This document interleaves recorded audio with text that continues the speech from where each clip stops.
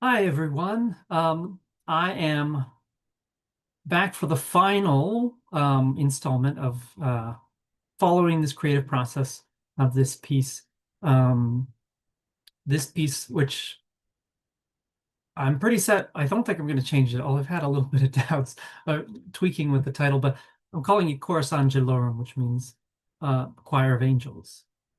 Um, which is taken from the original, is the Latin version of the text in Paradisum in Paradise, um, which I'm using some of the words for, and I've adapted some of the words as we've talked about before.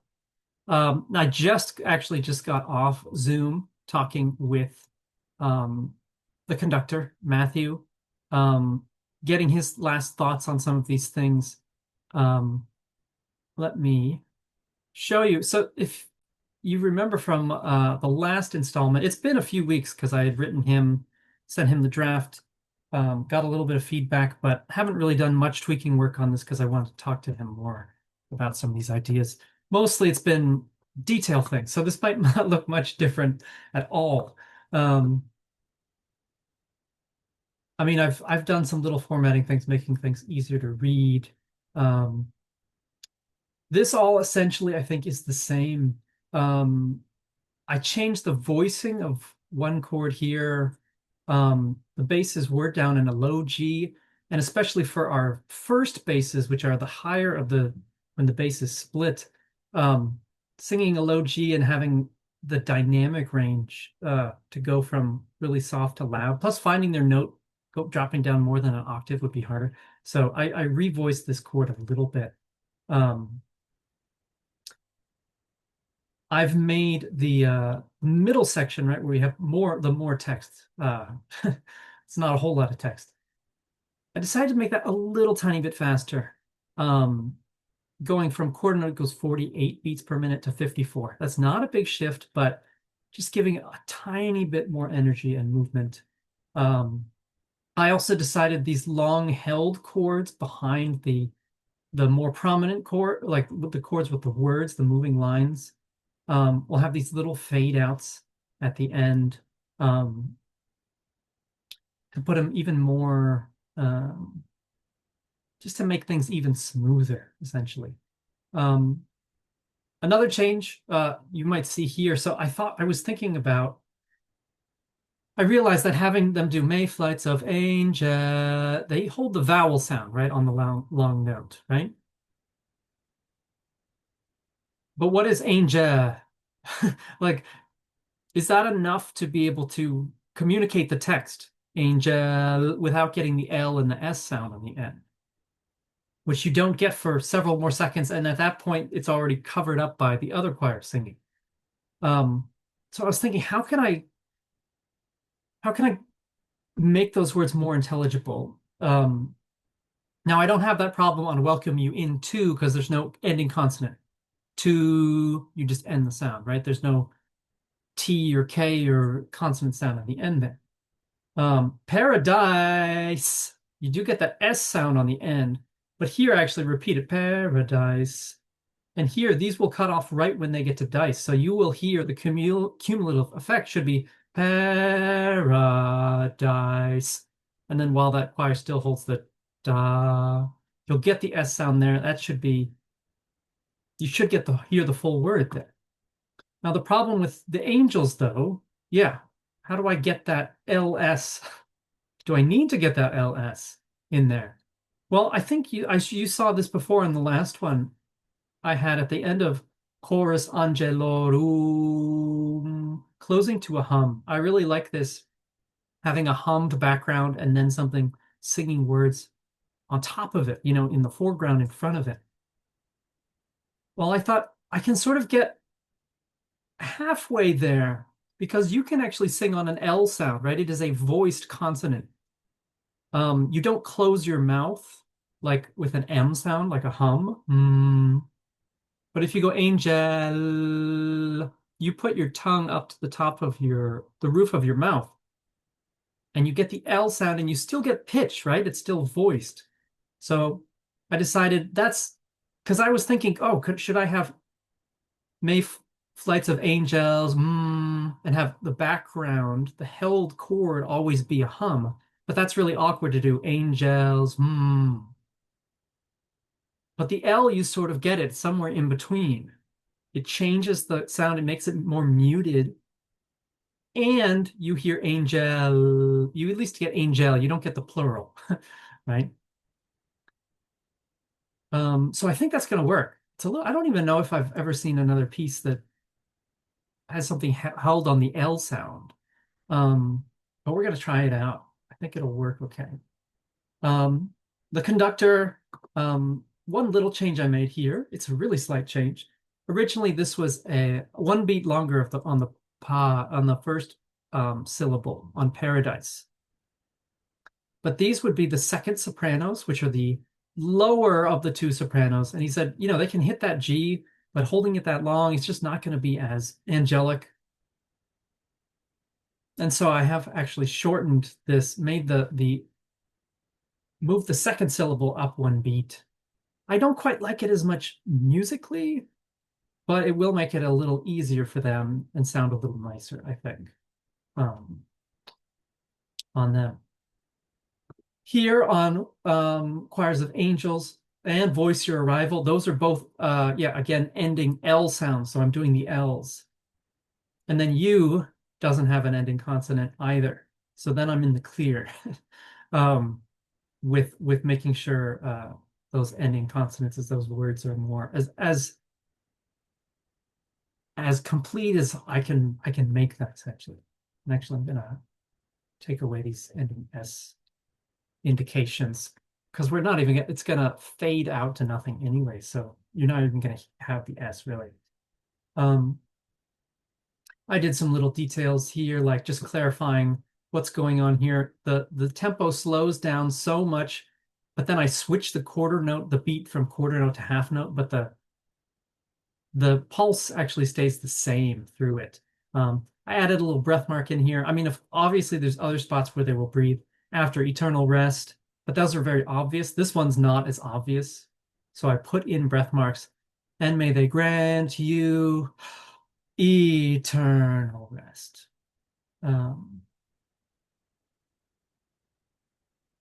Here, I just did a little bit of trying to think about how much time to spend holding this final, well, not final, but the final one of this section, adding this retard on eternal rest.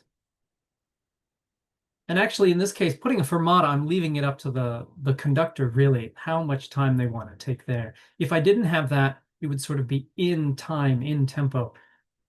And I'm like, I think I want to give them that flexibility of how much to take as much time as they need and think is right before starting the final section and having the overlapping eternal rests. So I think that's really all the changes I've made. Maybe I'll just show you also, this is just really putting together the score. We call it the front matter, right? The title page and the info that you put before the music, the notation actually starts.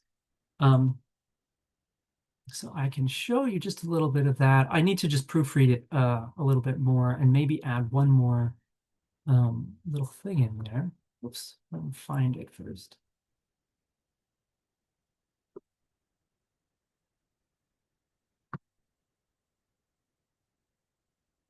Here we go.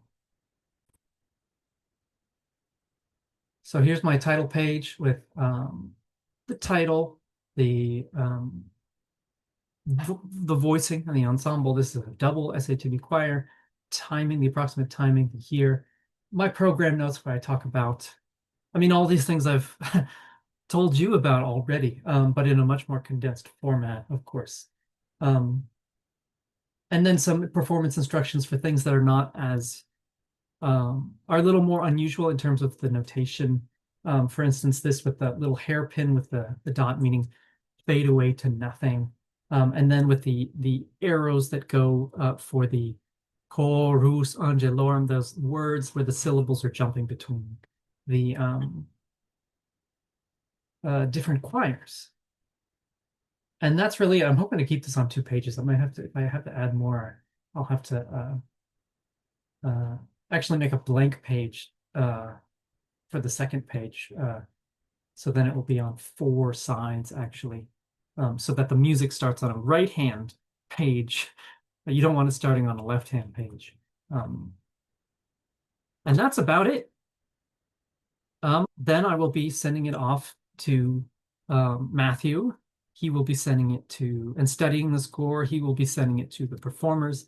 They will start rehearsing. It is certainly possible that things might come up that I might make a little changes based on how things go in rehearsals and even in the concert itself. So this is not 100% set in stone, but I think it's in a really good position. I might do one more full listen through. And actually, maybe I should do that right now with you.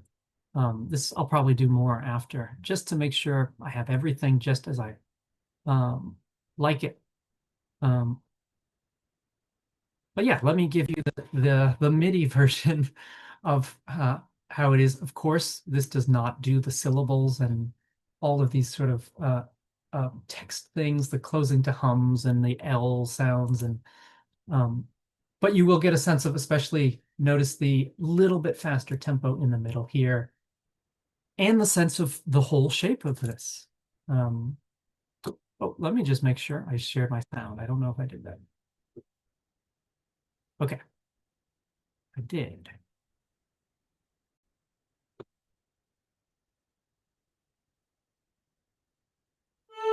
Here we go.